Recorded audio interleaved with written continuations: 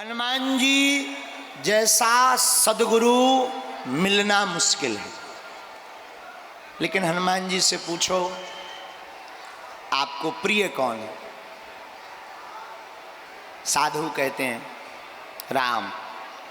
पर आज हम जिनकी कथा गाने को बैठे, साधक कहते थे जग में सुंदर हैं दो नाम, चाहे कृष्ण कहो या राम, बोलो राम राम राम बोलो।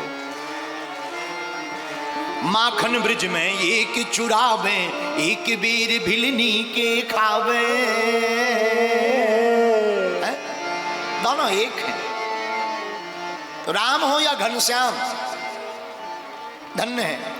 भागवत के श्री कृष्ण साक्षात ब्रह्म, केवल भगवान कृष्ण ऐसे हैं जिन्होंने महाभारत के युद्ध में खड़े होकर ताल ठोक कर ललकार कर कहा था, हां मैं ही ब्रह्म हूं, मैं ब्रह्म हूं। श्री कृष्ण साक्षात ब्रह्म। लेकिन भगवान कब आते हैं?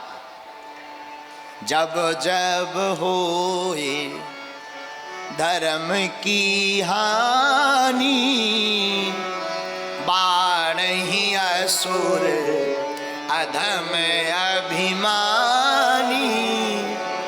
तब तब धरि प्रभु विविध शरीरा, हरि कृपा निधि सज्जन पीरा, हरि कृपा निधि। आहा, भगवान इस पृथ्वी पर अवतार कब लेते? जब पाप बढ़ जाता है तो भूखे भार का हरण करने के लिए परमात्मा पृथ्वी पर अवतार लेते हैं। आहा, और भगवान श्री कृष्ण ने किस घर में अवतार लिया? देवकी और वसुदेव के घर। देवकी कौन और वसुदेव कौन? वसुदेव जिसकी बुद्धि देवत्व को प्राप्त कर गई, जो देवत्व को प्राप्त कर गए, ऐसे वसुदेव के घर। और देवकी कौन? जिनकी मति देव की, जिनकी मति परमात्मा की हो गई। ऐसी मां की कोख से ही, ऐसी मां की कोख को धन्य करने के लिए ही परमात्मा प्रकट होते हैं। आहा, भगवान देवकी वसुदेव के घर प्रकट भई।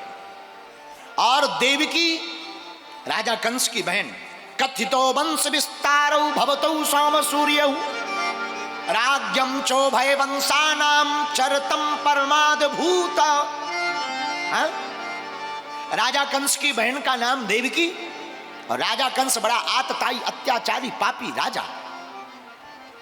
देखो, पुण्य और पाप, सत्य और असत्य, दिन और रात, सुख और दुख एक दूसरे से जुड़े हुए हैं। उसी प्रकार दानव और देव दोनों भी जुड़े हैं। लेकिन जब इस पृथ्वी पर पाप बढ़ जाता है, कोई काम नहीं आता है, तब हमारे परमात्मा अवतार लेकर के भूखे भार का हरण करते हैं।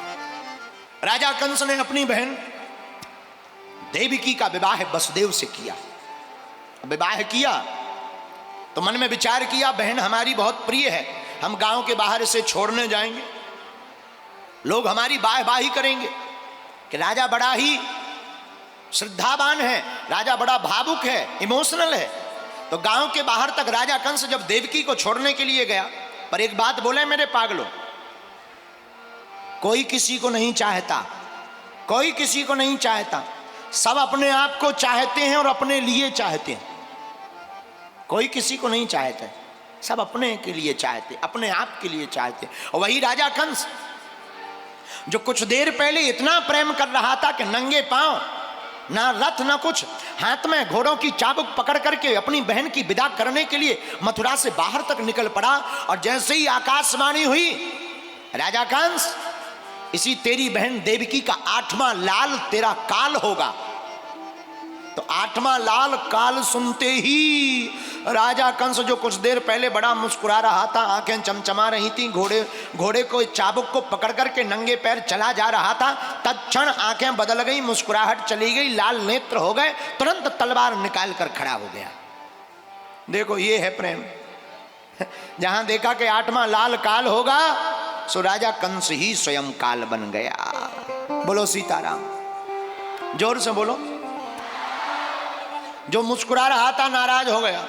लोग कहते हैं महाराज हमारा प्रेम बहुत अटूट है, बहुत अटूट। हकीकत ये है, प्रेम जिससे होता है, प्रेमी जो होता है, तो प्रेम में यही होता है कि प्रेम में फिर मरना मिटना भी पड़े तो मर मिट जाता है प्रेमी। लेकिन एक बात बोलें, आजकल के प्रेमी मरते मिटते नहीं है, मरते मारते मिटाते हैं। बोलो सीताराम। पहले के प्रेम में ऐसा होता था कि दूसरे के लिए मरते मिटते थे। पहले तो बातें लंबी लंबी, आजकल भी लंबी लंबी बातें चलती हैं। कोई किसी से प्रेम करे, हम तुम्हारे लिए चांद तारे तोड़ लाएंगे, जैसे बाप की प्लाटिंग ऊपर हो, है चांद तारे तोड़। हद हो गई। अभी इसी टेंट पे टांग दिया जाए कि वो तुम एक ये लाइट लगी है, निकाल, मरना है क्या? लाइट निकालने के लिए कह दो तो ना, मरना है क्या? और बातें देखो इतनी लंबी लंबी। एक सज्जन आपस में प्रेम की बातें कर रहे थे, बोले हम तुम्हारे लिए जान दे देंगे। हम वहां से निकले, उनका जान के उंगली काट के दे दो पहले। जान बाद में देना, पहले उंगली काट के दे दो। बोलो सीताराम, जोर से बोलो और जोर से बोलो। तो राजा कंस जो कुछ देर पहले प्रेम से भरा हुआ था, आहा, मारने के लिए तैयार हुआ। बोला हमारा इनका देवकी का 8वां लाल अगर काल होगा, तो हाथ में तलवार निकाली और निकाल करके कहा कि अब 8वां लाल काल होगा ही नहीं। बोले क्यों? बोले ना रहे बीन ना बजे बांसी, जब बहन ही नहीं रहेगी तो लाल कहां से होगा, और लाल नहीं होगा तो काल कहां से होगा। केवल राजा कंस बोला हमारा ही कमाल होगा। और ऐसी सबकी हालत है। हम सोचते हैं कि हम मौत को चकमा दे जाएंगे, पर हकीकत यह है मौत हमको चकमा कब दे जाती है पता ही नहीं चलता। कई लोग सोचते हैं अमुक आदमी की मौत हमारे हाथ में है। अभी हमको बरेली से धमकी आई थी, तो बोले बाबा की मौत हमारे हाथ में है। हम कुछ कहना तो नहीं चाहेंगे, हम तो सज्जन आदमी हैं। हम तो यही कहना चाहेंगे, जो दूसरों को कहते हैं कि हमारे इनकी मौत हमारे हाथ में है, उसे अपनी ही मौत नहीं दिखाई देती। राजा कंस भी यही कह रहा था, हमारे हाथ में मौत है। किसकी? देवकी की, और देवकी के होने वाले 8वें काल के रूपी लाल की। पर हकीकत यह है राजा कंस, तुम सोच रहे हो तुम्हारे हाथ में मौत है, पर हकीकत यह है तुम्हारी मौत तुम्हारे ही हाथ में है। बोलो सीताराम, जोर से बोलो। आदत है, जो दुश्मन भाव के होते हैं उनकी आदत। जैसे एक आदमी, सागर का आदमी, उसके पास में घोड़ा थे, घोड़ा रथ चलाता था, पुराना जमाना। एक आदमी सुबह सुबह गया, बोले भाई हमें जल्दी चलना है, 4 बजे सुबह हमें रेलवे स्टेशन पहुंचा देना। तो उसने जल्दी जल्दी 4 बजे जब वो आदमी आया, तुरंत रथ में घोड़ी को लगाया, घोड़ी का चाबुक बांधा, बैठ गया, चलने लगा। और थोड़ी दूर चले, चलाने वाला उतरे और डांस करे और फिर चले। थोड़ी दूर रथ चले, फिर आगे आके घोड़ी के सामने खड़ा हो जाए और डांस करे, फिर बैठे, फिर चले। तो जो आदमी रथ में बैठा था बोले ऐसे तो 5 दिन में पहुंच पाएंगे। घोड़ी है, रथ है क्या आफत? ये तुम बार बार उतर कर डांस क्यों करते हो? तुम्हारा दिमाग तो ठिकाने है। बोले हुजूर श्रीमान नाराज मत होइए, धोखे से जल्दी जल्दी में घोड़ी दूसरी आ गई। बोले कौन सी घोड़ी? बोले शादी विवाह वाली घोड़ी आ गई। इसकी आदत है जब तक ये डांस ना देख ले तब तक बढ़ती ही नहीं है। बताओ। बोले आदत है, वो आदत है तो आदत है, वो चलेगी भी तभी। तो श्रीमान ने कहा जरा चाबुक मारो। बोले खूब मार लो, इसकी आदत है, इसकी तो आदत है जब तक नांगन डांस बारातियों का देखना ले तब तक बढ़ती ही नहीं है। बोलो सीताराम, जोर से बोलो। स्वभाव तो स्वभाव है, स्वभाव कभी छोड़ता नहीं है। लेकिन मेरे पागलों, बुरे लोगों का अगर ऐसा स्वभाव होता है तो संतों का भी एक स्वभाव होता है। एक बार एक महात्मा नदी में स्नान कर रहे थे, एक बिच्छू तैरते हुए जा रहा था। महात्मा ने सोचा मर जाएगा, हाथ में लिया, ऊपर उठा लिया। बिच्छू हाथ में आया, काट दिया और कट से काटा, टुक से डंक को मारा, फिर कूद गया पानी में। महात्मा ने फिर बचाया, फिर काटा, फिर बचाया, फिर काटा। 40-50 बार बिच्छू ने डंक मारा, हाथ नीला पड़ गया। किनारे पर खड़े हुए व्यक्ति ने कहा पागल हो क्या, बुद्धिमती मारी गई, मरने दो ऐसे आदमी को। जो बार बार काटता हो, जैसे तुम बचाना चाह रहे हो वो काटता हो, मर जाने दो। महात्मा ने कहा नहीं। बोले क्यों? बोले ये बिच्छू है, जीव है, जब ये अपनी आदत काटने की नहीं छोड़ सकता तो हम महात्मा हैं, हम बचाने की आदत कैसे छोड़ देंगे?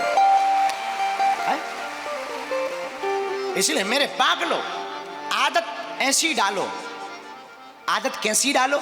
आदत ऐसी होनी चाहिए, मुख पर प्रभु का नाम और जुबान पर प्रभु का नाम, हृदय में भक्ति होनी चाहिए। लेकिन कई लोगों की आदत तो और खराब है, पीने की होती कई लोगों की। हाँ, एक सज्जन हमें मिले, हमने कहा और बताओ क्या लेते हो? बोले कुछ नहीं, सुबह शाम ले लेते हैं। हम कहा ठटरी के बारे सुधरते नहीं। बोले क्या बताया? आदत है, आदत है। अब आदत है, जा ही नहीं रही। मैंने कहा आदत बड़ी बेकार है। बोले बहुत बेकार है, बहुत बेकार है। हम कहा कोई बात नहीं, आदत छूट जाएगी। बोले पॉसिबल? हम कहा बिल्कुल। हमने बोले क्या पॉसिबल है? हम कहा तुम्हें पीने की आदत है? बोले हाँ। हम कहा पीने हम भी तुम्हें पिलाएंगे। बोले फिर तो हम तुम्हारे पास आएंगे। हमने कहा हम भी तुम्हें पिलाएंगे। वो बोला हम फिर तो तुम्हारे पास आएंगे। हमने कहा अंतर है, तुम जो है पौवा पीते हो, हम तुम्हें राम नाम रस की कथा पिलाएंगे। ये भी आदत है, लेकिन एक अच्छी आदत है, एक बुरी आदत है। एक आदमी हमें मिला, एक संत को मिला, बोला महाराज जुखाम है, हमने सुना दारू पीने से जुखाम मिट जाता है, दारू पीने से जुखाम मिट जाता है। महात्मा बोले पी ले पी ले पी ले। बोला क्या जुखाम मिट जाएगा? महात्मा बोले तुम जुखाम की बात करते, इंसानों के, लोगों के मकान मिट गए, जमीनें मिट गई, लुगाई मिट गई, बाल बच्चे मिट गए, तुम जुखाम की बात। कई लोगों के लीवर मिट गए, तुम जुखाम की बात करते हो। बोलो सीताराम, जोर से बोलो। यही हम कहना चाहते। जाम क्यों पीते हो जाम, शाम को पियोगे सुबह उतर जाएगी। अरे मूर्ख, गोविंद नाम पीकर तो देख, जिंदगी भर के लिए चढ़ जाएगी। जाम का मतलब शराब, और पीने वाले इतने खतरनाक होते हैं, इनसे तो हनुमान जी बचाएं। एक खुरई सागर का पीने वाला दारूखोर चंगीलाल, खुरई सागर का चंगीलाल पीकर के टुन घर गया रात को 12 बजे। घर में चाबी निकाली, ताला लगा के गया था, और घर वाली थी नहीं। दरअसल किस्मत की बात, मायके गई थी। और जिनकी पत्नियां मायके चली जाती हैं वो आजादी जैसा जश्न मनाते हैं। इसलिए कोशिश पर ज्यादा मायके में नहीं रहना चाहिए। बोलो सीताराम, जोर से बोलो। तो चंगीलाल की पत्नी मायके में मुन्नी बाई का मायका कहां? मुन्नी बाई का मायका छतरपुर। हाँ, मुन्नी बाई मायके में, पति अकेला चंगीलाल खुरई में। इसने कहा आज तो आजादी है, खूब पियो। इतना पी के निकला, चाबी ली ताला खोलने के लिए। इतना टुन्न कि बार बार ताले के पास चाबी ले जाए और फिर हिल जाए। 1 घंटा हो गया पर ताले में चाबी नहीं डाल पाया। वहां पर एक पुलिस वाले भाई साहब खड़े थे, दूर से बोले चंगीलाल लाओ, तुमसे नहीं बनेगा, हम खोल देते हैं, तुम भीतर घुस जाओ। अब बात देखना कितना खतरनाक जवाब दिया। अरे बोले पुलिस वाले भाई साहब, हम तो खोल लेंगे 2 मिनट में, ये आगे का लगा मकान हिल रहा है, तुम मकान पकड़ो।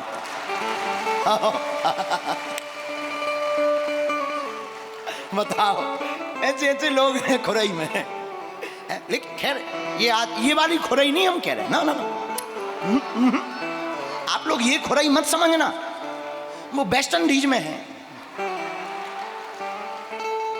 क्योंकि कल तक हमें रहना भी तो है, आफत हो जाएगी, कल ही टमाटर घलेंगे, इसलिए कल। अभी ये दूसरी जगह की बात। आप लोग तो बहुत सज्जन, आहा बहुत सज्जन, बहुत सज्जन, बहुत सज्जन। बोलो सीताराम। तो आदत होती है, लेकिन मेरे पागलों, कंस की भी यही आदत, स्वभाव उसका बदला नहीं। जहां देवकी ने कहा भैया तुम बहुत अच्छे हो, तब तक आकाशवाणी हुई, राजा कंस देवकी का 8वां लाल तुम्हारा काल होगा। तुरंत आदत बदल गई। वरना अगर आदत का अच्छा होता तो क्या कहता? जन्म विवाह मरण गत सोई, जहीं विधि लिखा सो तहीं विधि होई। आदत का अच्छा होता तो यही कहता कि मौत और जन्म और विवाह ये तो परमात्मा के हाथ में है। अगर ऐसा लिखा होगा कौन बदलेगा? बहन तुम प्रसन्नता पूर्वक जाओ, बोलो सीताराम। लेकिन नकली आदमी नकली होता है, नकली प्रेम टिकता नहीं। और कंस का प्रेम नकली है, हाथ में तलवार निकाली, केस को बाल को पकड़कर देवकी को मारना चाहा। बस देव जी ने सोचा कि अगर मार डालेगा तो पति का क्या मतलब, प्रशंसा करने लगे। कई बार कोई व्यक्ति महान हो ना, फिर भी उसकी महान होने की प्रशंसा करनी चाहिए। महान कार्य को पूर्ण करने के लिए महान बता देना चाहिए, झूठी प्रशंसा भी कर देनी चाहिए। वसुदेव जी ने महान कार्य को पूर्ण करने के लिए झूठी प्रशंसा बताई कंस की। कंस तुम राजा हो, अगर तुम मार डालोगे कोई मर जाएगा, ये मर जाएंगी तो तुम्हारी थूथू होगी कि स्त्री के ऊपर हाथ उठाया, अपनी सगी बहन को मार दिया, प्रजा में थूथू हो जाएगी, लोग तुमसे घृणा करने लगेंगे, इसलिए मारो मत। क्या उपाय है? कंस से वसुदेव जी बोले डरो मत, एक काम करते हैं, हमें ले चलो वापस, दोनों को, जितने भी संतानें होंगी हम तुम्हें सौंप देंगे, तुम चाहो तो रखना, चाहो तो मार डालना। हाँ ये ठीक है, ये उपाय बड़ी है। कंस मान गया, घर में लाकर के देवकी वसुदेव रहने लगे। पहला नन्हा सा बालक हुआ, राजा कंस के पास वसुदेव जी ले गए, पहला बालक लीजिए, और भगवान की कृपा से बालक हुआ है, पुत्र हुआ, बेटा। राजा कंस ने गौर से देखा, छोटी छोटी आंखें, छोटे छोटे पांव, छोटे छोटे हाथ, छोटी छोटी अंगुलियां, इसने क्या बिगाड़ा?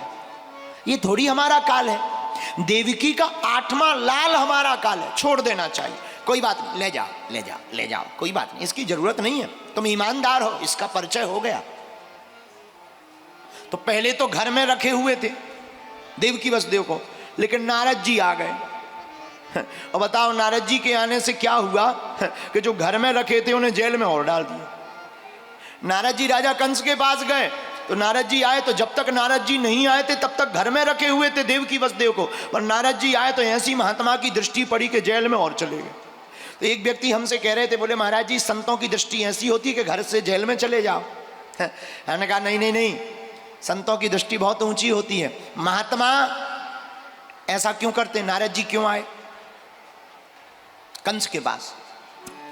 कंस बालकों को छोड़ रहा था, मारता नहीं तो परमात्मा प्रकट नहीं होता। ऐसे समझो, किसी आदमी को फोड़ा हो जाए, फोड़ा है, अब फोड़ा हो जाए, वो डॉक्टर के पास जाएगा, डॉक्टर दवा देगा, गोली देगा, ये गोली खाओ, फोड़ा दब जाएगा, चिंता मत करो। लेकिन कुछ दिन बाद वो आदमी फिर पहुंच गया, क्या हुआ? महाराज डॉक्टर साहब फोड़ा ठीक नहीं हुआ, दवा नहीं, गोली खाई, वो तो नहीं खा पाए, अब तो भैया ये दबेगा नहीं, अब तो इसका ऑपरेशन करना पड़ेगा। हाँ ऑपरेशन कर दो, पर ऑपरेशन अभी हो नहीं सकता, क्यों? अभी पका नहीं है।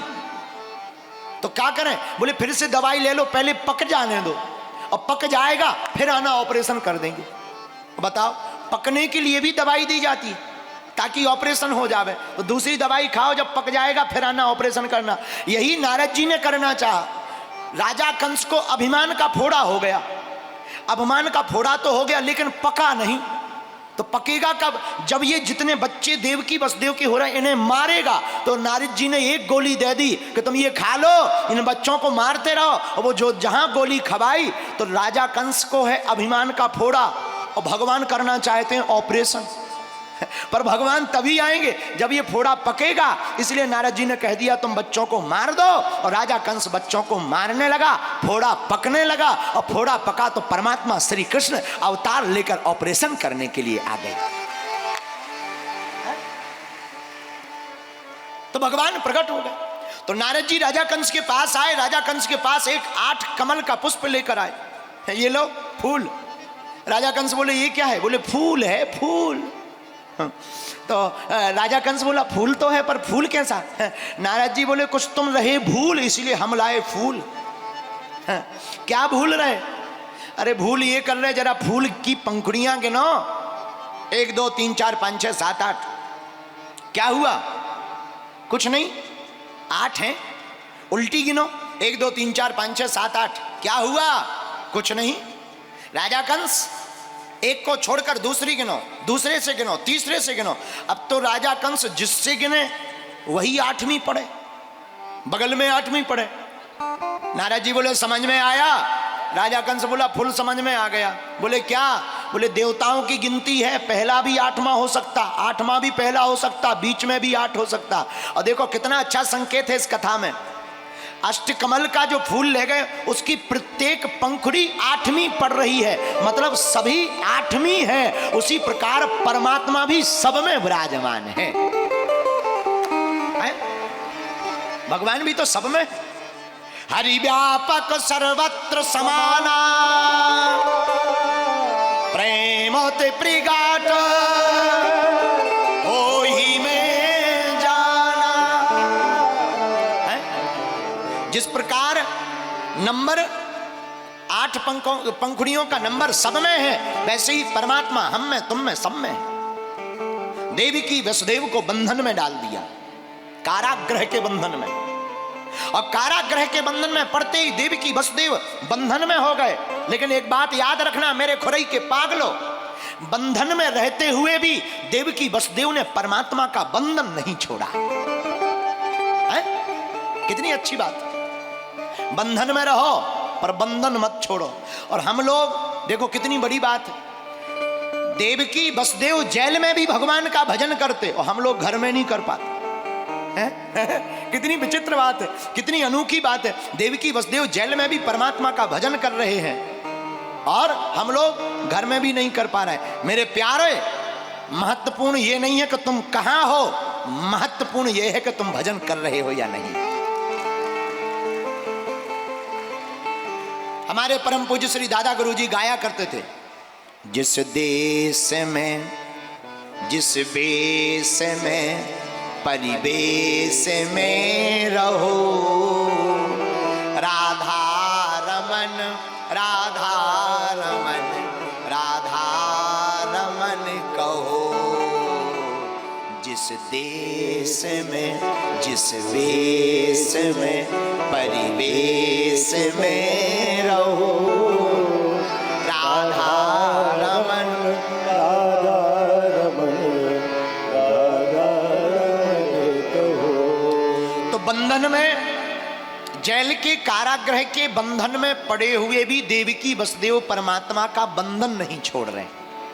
यदि नाथ का नाम दया निधि है तो दया भी करेंगे कभी न कभी। यदि नाथ का नाम दया निधि है तो दया भी करेंगे कभी न कभी। इकलाब में जो डूब जाए वो जेर नहीं होता, ताकत पे जो इतराए वो शेर नहीं होता। दरबार ये इलाही से मायूस ना होए बंदे, भगवान के यहां देर तो होती है पर अंधेर नहीं होता है? भगवान के यहां देर है परंतु अंधेर नहीं है। श्याम से दिल का लगाना कोई मजाक नहीं, श्याम से दिल का लगाना कोई मजाक नहीं, जीते जी जान से जाना कोई मजाक नहीं। ना? इश्क एक तरफा में मशहूर हो जाऊंगा मैं, श्याम तुम होगे समा काफूर हो जाऊंगा मैं अगर तड़पूं तो तड़पूं मगर तुम ना मेरे लिए तड़पना, तुम अगर तड़पे तो फिर प्रेमी नहीं मजदूर हो जाऊंगा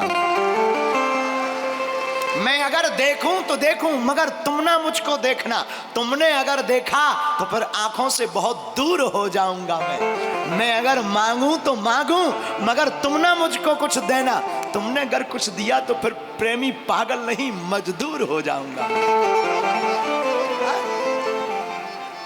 हमारे कन्हैया से प्रेम करना। ठाकुर की अदा निराली है, ये मैं जानूं या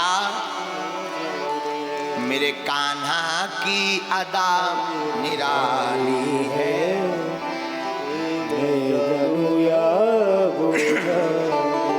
राजा कंस ने देवकी वसुदेव की देह को बांध दिया। देह को राजा कंस ने देवकी वसुदेव की देह को बांध दिया, पर देह को बांधना बड़ी बात नहीं है, लेकिन राजा कंस देवकी और वसुदेव के नेह को नहीं बांध पाए। है? देह को बांधना बड़ी बात थोड़ी है, नेह को बांधना बड़ी बात है, और नेह किसी से बंधता नहीं है। मेरे पागलों, आज नहीं तो कल इकरार होगा, आज नहीं तो कल इकरार होगा। अगर मुझे उस सांवरिया से प्यार हुआ है तो उसको भी तो कभी मुझसे प्यार होगा। हा?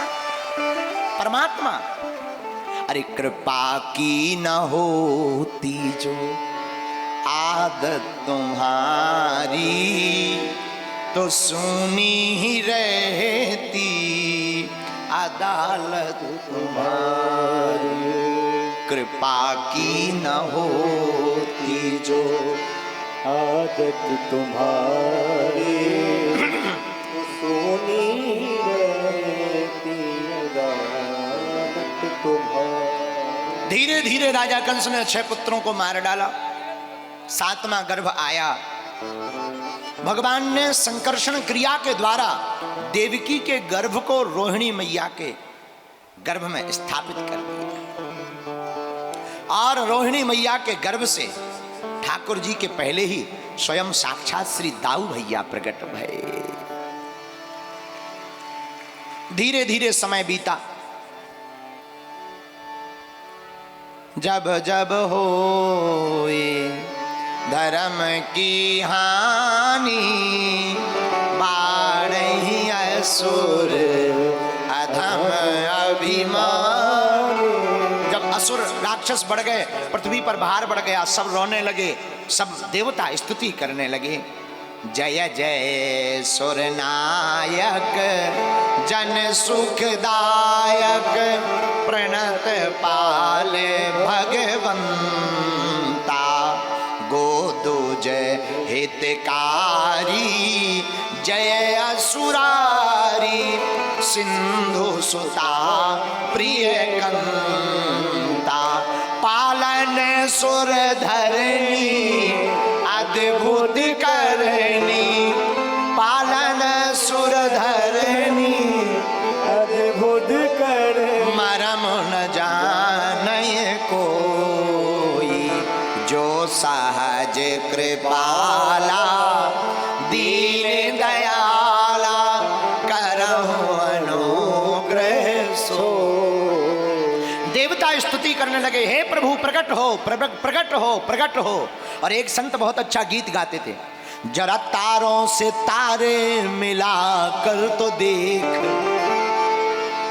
जरा तारों से तारे मिला कर तो देख, जरा मोहन को दिल से बुला कर तो देख। किसको बोलो?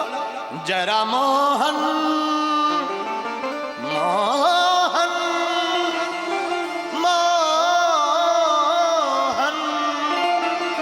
जरा मोहन को दिल से बुला कर तो दे। देवकी और वसुदेव कारागृह में। धीरे धीरे समय बीता। समय आया भाद्रपद की अंधेरी रात। समय समय की बात है, समय समय पर होते हैं समय समय की बात, और किसी जन्म का दिन बड़ा, किसी जन्म की रात। समय समय पर होते हैं समय समय की बात, राम जन्म का दिन बड़ा, कृष्ण जन्म की रात। तो भादों की अंधेरी रात, और देखो रात कौन सी जिसमें कुछ ना सूझे, अपना हाथ भी दिखाई ना पड़े वो रात। ऐसी रात में ही बनती है बात। बोले कौन सी बात? बोले परमात्मा प्रकाश लेकर के प्रकट हो जाते हैं। और संकेत बहुत अच्छा है, जब कुछ नहीं सूझता, जब कोई नहीं आता, जब कोई नहीं आता मेरे श्याम आते हैं। मेरे दुख के मेरे दुख के मेरे दुख के दिनों में वो बड़े काम आते हैं। मेरे दुख के दिनों में वो बड़े काम आते हैं। वो परमात्मा दुख के दिनों में भगवान नंद नंदन प्रकट होते हैं। अंधेरी रात देवकी वसुदेव अपने नेह को परमात्मा से जोड़े हुए रो रहे हैं और भगवान से भी रहा नहीं गया। भादों का महीना, अष्टमी तिथि, बुधवार का दिन, बवकरण, श्री हर्षण योग और ठीक मध्य रात्रि 12 बजे देवकी वसुदेव के कारागृह के सामने भगवान उस कारागृह में चतुर्भुज रूप लेकर के प्रकट हो गए।